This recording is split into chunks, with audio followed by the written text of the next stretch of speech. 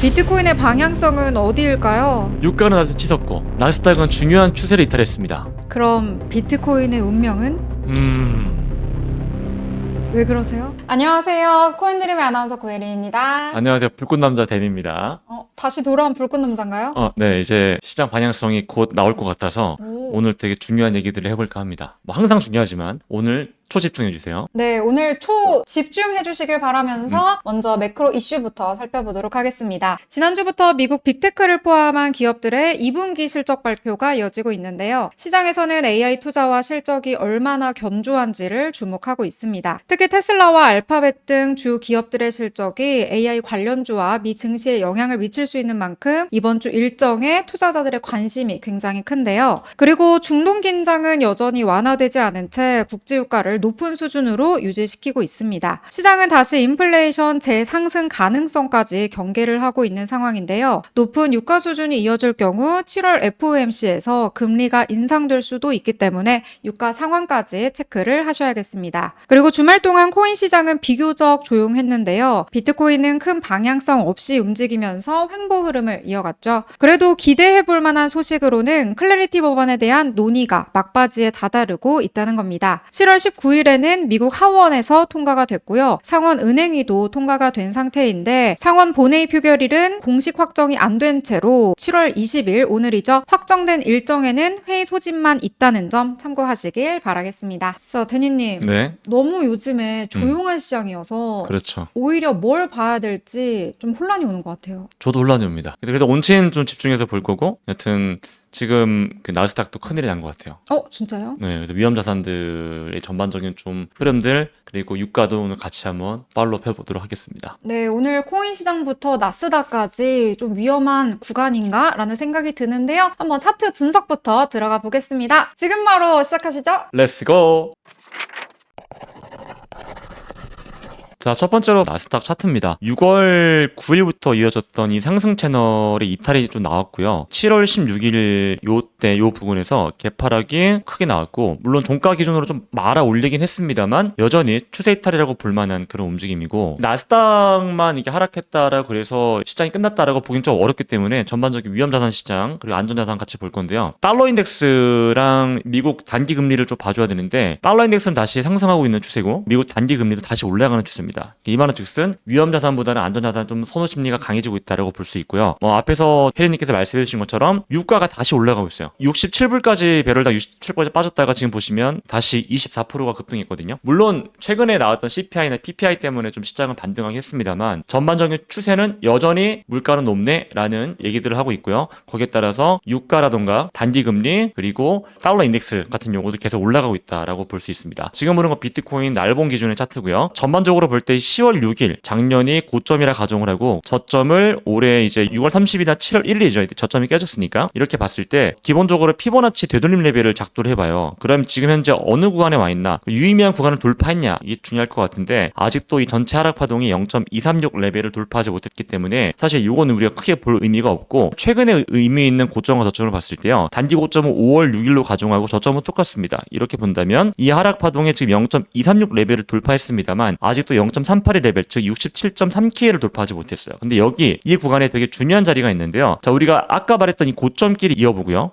그리고 여기에 매물대라고 볼 수 있는 가장 중요한 부분이 67.2K예요. 요 부분, 단기 고점 부분. 쉽게 말씀드리면은 이 가격 구간은 세 가지 구간에 중첩됩니다. 첫 번째는 아까 말씀드렸던 이 단기 하락 채널의 상단 부분이고요. 5월 7일부터 시작됐던 하락 파동의 0.382 되돌림 레벨이고, 그리고 단기 고점 부분인 6월 16일의 윗골이라는 말이죠. 그러니까 이 해당 구간은 강한 저항으로 작용할 가능성이 높기 때문에 우리가 뒤에서 볼 온체인 데이터를 봤을 때 정말 강한 추세가 바뀌는 어떤 모멘텀이 만들어지거나 어떤 내러티브가 있는 게 아니라고 하면은 해당 가격 구간을 돌파하기 힘들 것 같다라고 저는 보고 있기 때문에 지금 이렇게 말씀드리고, 만약에 이 해당 가격 구간을 돌파한다라고 하면 작년 10월달 이후로 처음으로 이 하락 채널을 돌파하는 거예요. 그렇기 때문에 제가 보고 있던 이 하락 뷰 다시 저점을 갱신하고 조금 더 우리에게 매력적인 매수 기회를 줄 것이다라고 보는 이 뷰들은 다 폐기할 겁니다. 그건 제가 이제 팬딩을 통해서 그리고 저희 텔레그램을 통해서 올려드릴 거니까 실시간 뷰는 댓글 보시고 텔레그램 접속해 주시면 감사할 것 같고요. 그리고 매일매일 저희 팬딩 수강생 학생분들, 팔로워분들한테는 매일 저희 온체인 데이터 브리핑 올려드리고 있으니까 기술적 분석이랑 같이 내용 참고하시면 될 것 같습니다.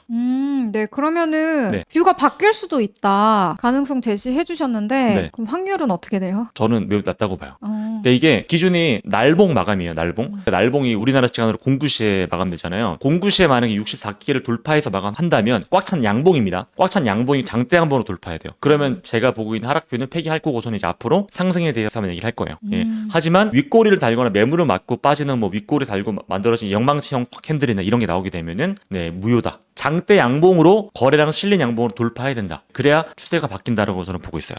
네. 거래량이 실린 채로 장대 양봉으로 64K를 그렇죠. 돌파하면은 상승뷰로 바뀔 수도 있다. 그렇습니다. 네, 이렇게 보도록 하겠습니다. 자, 그러면 저희 온체인으로 바로 넘어가 볼까요? 렛츠고. 자, 항상 먼저 중요하게 봐야 되는 건 수급입니다. 제가 오랜만에 또 새로운 데이터를 가져왔는데요. 보시면 제가 최근에 4월 달부터 5월 달까지 파생에 주도했습니다라고 말씀드렸었잖아요. 해당 차트에서 보시면 파생에 주도할 때 나오는 게 이 연보라 대가리예요. 연보라 대가리 올라가게 되면은 좋지 않습니다. 왜? 파생 시장이 주도하고 있다는 겁니다. 자, 일단 지금과 이때랑 비교하면은 지금 보시면 현물 수요도 감소하고 있죠. 현물 수요가 회색깔이에요. 현물 수요가 가격은 이렇게 올라가는데 계속 음수 구간에서 감소하고 있습니다. 그렇죠? 이건 좋은 게 아니에요. 가격은 올라가는데 수급은 음수로 가고 있다라는 거고요. 그나마 다행인 건 이전처럼 선물이 막 엄청 올라가진 않아요. 자, 그래서 저희가 지난주 월요일 날 브리핑했잖아요. 그 이후에 어떤 데이터 변화가 있었나? 가격의 고점과 저점 올라갔거든요. 그런데 수요의 저점은 내려갔습니다. 이건 좋은 거 아니죠, 여러분. 이걸 봤을 때 우리는 하락 다이버전스가 나오고 있다라고 얘기를 하고요. 이 하락 다이버전스가 나오는 경우에는 보통은 좋진 않죠. 왜냐면 가격에 끌고 가는 주체들의 이런 움직임은 약한데 수요도 약하다라는 걸 계속 반증하고 있으니까, 계속 보여주고 있으니까라고 말씀을 드려보고, 다음 볼 데이터는 그래서 지금 현재 어느 주체들이 수급이 조금 더 약하냐인데 그냥 앞에서 말씀드린 것과는 똑같습니다. 여전히 현물 쪽의 수요는 너무 약해요. 약합니다. 그러니까 가격이 이렇게 내려가는 국면에서 예를 들어서 현물이 주도하는 것처럼 초록 색깔 양수로 올라오면서 이게 예를 들어서 인디케이터가 올라갔다면은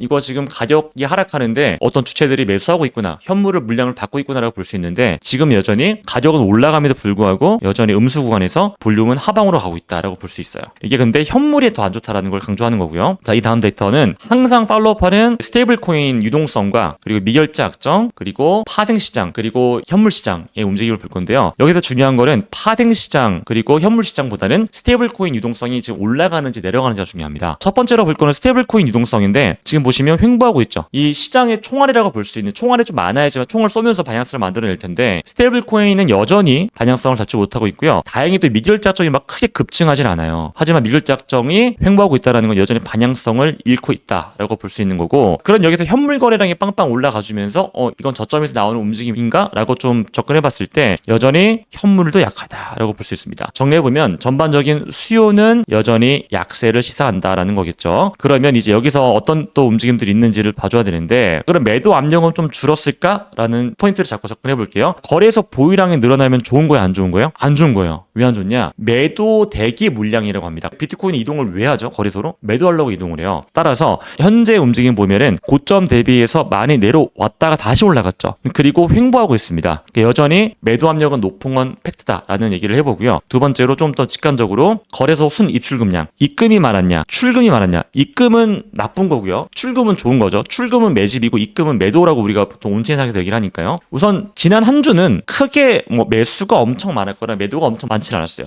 이만한 즉슨 여전히 방향성을 잃고 있다라는 거고, 굳이 따진다면 매도가 조금 더 많은 그런 국면을 지나고 있습니다. 이제 파생 시장의 움직임을 볼 건데, 제가 지난주부터 계속 말씀드렸듯이 파생 시장이 과열입니다. 과열 구간을 지나고 있습니다. 우리가 현물 수요라든가 이런 수요가 탄탄하지 않는 국면에서 펀딩비가 과열을 일 때에는 항상 좋지 않았습니다. 자, 그럼 지금 펀딩비는 좀 과열이 식었는지를 봐야 될 것 같은데요. 펀딩비 과열 구간이라고 가정하는 구간은 0.075입니다. 지금 보시면 얼추 0.075 구간 좀 내려왔습니다. 하지만 방향성을 잡기에는 어떤 수요라든가 내러티브가 부족하기 때문에 이 펀딩비가 과열에서 해소가 됐다고 하더라도 앞에서 봤던 것처럼 이 매도 압력 자체가 높은 구간이기 때문에 작은 노이즈도 크게 흔들릴 수 있다라는 거 우리가 생각해야 될 것 같고요. 지금 중요한 거는 예상 레버리지 비율이 높다라는 거예요. 여전히. 자, 레버리지 비율은 시장의 참여자들이 얼마나 많은 리스크를 감수하면서 배팅하고 있냐를 보는 지표인데요. 여전히 올해 3월과 5월 달 수준을 유지하고 있습니다. 쉽게 말해서 레버리지 비율은 여전히 높은 수준에서 박스권을 수준을 유지하고 있다는 거고요. 그런데 펀딩비는 크게 해소되지 않았고 미결제 약정은 크게 늘거나 방향성을 잡지 못했다. 그러니까 수요는 없는데 레버리지는 높은 시장의 국면에 놓여 있다. 그리고 마지막으로 코인베이스 프리미엄 지표 같은 경우도 여전히 음수이기 때문에 음수권에서 우리가 기대하는 부분들은 예를 들어 가격은 내려가는데 코인베이스 프리미엄 지표의 고점과 저점을 올라가주는 이런 상승 다이버전스를 기대해 볼 수 있거든요. 근데 아직까지 여전히 큰 움직임을 보이지 않고 있다라고 좀 말씀을 드려보겠습니다. 네, 그럼 전체적으로 네. 지금 말씀해 주신 게 하나의 흐름인 것 같아요. 수요가 없다. 네. 유동성 메말라 있다. 그렇죠. 그럼 좀 시장 유동성이 돌고 수요가 음. 좀 받쳐주려면 코인 시장에 어떤 이벤트가 발생해야지 좀 생길까요? 사실 CPI, PPI가 나온 다음에 시장이 하락했잖아요. 그러니까 전반적인 자산 시장, 비트코인 빼고 그건 이미 물가가 높게 나왔다라는 거고 사실 물가를 더 자극시킬 만한 어떤 거시적 이벤트가 이제 아직 해소가 안 됐다라는 건데 그게 지정학적 리스크겠죠. 모든 걸 다 제외하고 결국 뭐 때문에 오를 수가 있는 데밖에 얘기할 게 없단 말이죠. 전 그게 클래리티밖에 없다 봐요. 근데 오늘 상원회의가 있는 것이 사실 어떤 투표를 해서 이게 되냐 안 되냐 이런 얘기를 할 단계가 아니기 때문에 말씀드려보면 내러티브는 없다. 네. 없다. 냉정히 없는 것 같아요. 그래요? 예. 예전처럼 지금 지정학 리스크 확대되면 그런 거 있잖아요. 디지털 골드, 해칭 자산. 그럴 모멘텀도 지금 없다고 저는 보거든요. 비트코인이 갑자기 수요가 폭발할 만한 어떤 무언가가 있는 게 아니라면 저는 상승보다는 좀 하락 압력이 강하지 않을까라고 계속 생각이 돼요. 수요를 끌어올릴 수 있는 네. 모멘텀이 없다. 네, 없습니다. 근데요. 네. 사야 돼요. 사야 돼요. 계속 말하지만 사야 된다는 거 잊지 마세요. 지금 제가 시장이 안 좋다라고 약세를 시사한다라고 말씀드리고 있지만 저희 지금 그 챌린지 하고 있잖아요. 현물 매수하는 거. 그거 왜 하냐면 결국 바닥은 못 맞추는데 바닥 가까운 건 팩트거든요. 그러니까 여러분들 쫄지 말고 사세요. 제가 그 얘기하려고 그랬거든요. 왜 사야 하는지는 저희 새로운 콘텐츠 적립식 매수 콘텐츠로 확인을 해주시면 더욱 자세히 알 수 있습니다. 꼭 확인해주세요.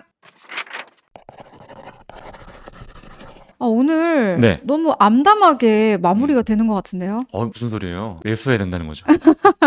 지금 암담할 수 있지만 이 구간이 바로 매수의 타이밍일 수 있다는 거 참고해 주시고요. 이런 내용들 저희 또 텔레그램에서 확인할 수 있잖아요. 네, 텔레그램이랑 저희 팬딩 수강생들이랑 저희 팬딩 크루분들한테 다 오픈해드리고 있으니까 팬딩 그리고 텔레그램 꼭 확인하시면 될 것 같습니다. 모든 매수 근거들 왜 이렇게 해야 되는지 제가 보았을 때 정말 중요한 브리핑들은 계속 팔로우업하고 있어요. 엄청 자주 올려주시더라고요. 진짜요? 저희가 이렇게 영상으로도 정리해드리지만 텔레그램에서 실시간으로 내용 받아보실 수 있으니까요. 빠른 정보 받아보시고 싶다 하시는 분들은 고정 댓글에 있는 링크로 입장해주시면 되겠습니다. 다음 영상도 기대해주시고요. 구독과 좋아요, 알림 설정까지 부탁드릴게요. 감사합니다. 안녕. 안녕히 계세요.